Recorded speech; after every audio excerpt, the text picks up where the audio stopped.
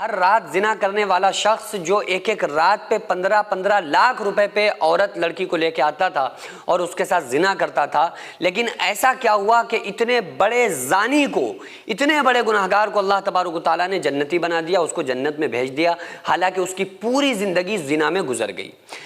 حضرت موسیٰ علیہ السلام کے دور کا یہ واقعہ ہے۔ بنی اسرائیل کا ایک شخص تھا، اور بنی اسرائیل میں وہ شخص اتنا بڑا زانی تھا کہ جب اپنے بچپن کے بعد کی زندگی سے لے کر آخری وقت تک وہ صرف اور صرف زنا میں ڈوبا رہا، اور ہر رات ایک نئی لڑکی کے ساتھ وہ زنا کرتا تھا، یہاں تک کہ اس کی ساری زندگی 35 سال، زیادہ نہیں جیا، اس کی عمر صرف 35 سے 36 سال ہوئی، 35-36 سال میں یہ مر گیا۔ لیکن یہ اپنی یعنی کہ 15 سال کی عمر سے لے کر 35 سال تک اس نے اپنی زندگی زنا میں گزاری، یعنی کہ 20 سال تک ہر رات اس نے زنا کیا۔ اور ایک مرتبہ ایک عورت لے کر آیا نا، تو وہ عورت 2 بچوں کی ماں تھی، یعنی خوبصورت بہت تھی لیکن 2 بچوں کی ماں تھی، وہ شادی شدہ تھی۔ تو اس شخص نے، اس کا نام تھا کفل، تو کفل نے جب اس عورت کو دیکھا تو اس نے کہا کہ آج رات ہم کو یہ عورت چاہیے۔ بہت پیسہ تھا، بڑا پیسہ اس کے پاس تھا، اسی لیے وہ سارے پیسوں کو برباد کر رہا تھا اپنے۔ تو اس لڑکی کو اس نے بلایا اپنے روم میں۔ جب وہ عورت رات میں آئی، آنے کے بعد وہ ایک کونے کے اندر بیٹھ کر رونے لگتی ہے۔ تو جب کفل اس کی آگے بڑھا، اس کی طرف آیا گناہ کرنے کے لیے، زنا کے ارادے سے جب اس کے قریب آیا نا، تو اس عورت کو روتا دیکھ کر پوچھا کہ اے عورت تم کیوں روتی ہو؟ تو وہ عورت کہنے لگی کہ دیکھو میں بدکار نہیں ہوں، میں زانیہ نہیں ہوں۔ تو کہا روتی کیوں ہو پھر؟ کہا کہ مجھے بھوک نے اس مقام پر، اس کگار پہ لا کے کھڑا کر دیا، یعنی بھوک کی وجہ سے میں آج اس کگار پہ آ گئی کہ میں تمہارے ساتھ زنا کرنے پر مجبور ہو گئی، میرا دل نہیں چاہتا یہ گناہ کرنے کا، لیکن بس میرے چھوٹے چھوٹے بچے ہیں، ان کی بھوک کی وجہ سے میں تمہارے ساتھ اس غلط کام کو کرنے کے لیے راضی ہوئی ہوں۔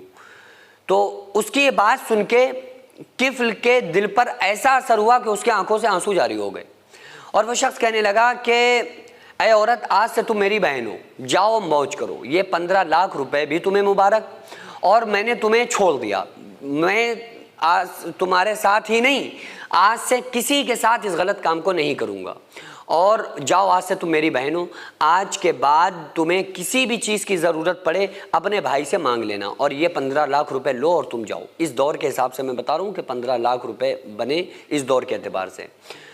تو وہ اور کفل کہنے لگا کہ اے عورت، اے میری بہن، تو میرے لیے دعا کر، ہاتھ اٹھا میرے لیے دعا کر، میں بڑا گناہ گار انسان ہوں، میں بہت بڑا گناہ گار ہوں۔ تو یہ کہتے کہتے میں بڑا گناہ گار ہوں، وہ مر گیا۔ اب چونکہ آقا علیہ السلام نے کیا فرمایا؟ ان ندامت توبتن، گناہوں پہ شرمندہ ہونا توبہ ہے۔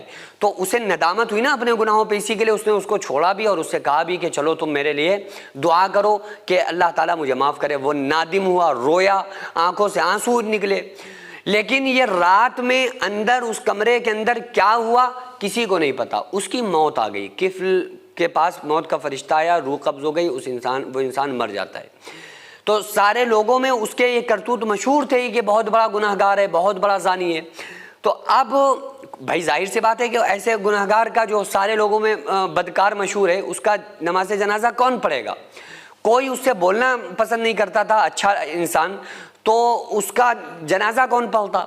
تو اب میرے اللہ نے کیا کیا، اس کے دروازے کے اوپر، کفل کے دروازے کے اوپر لکھا کہ اللہ تعالیٰ نے کفل کو معاف کر دیا۔ بڑی بڑی نورانی سطروں کے اندر اللہ تعالیٰ نے یہ لکھا۔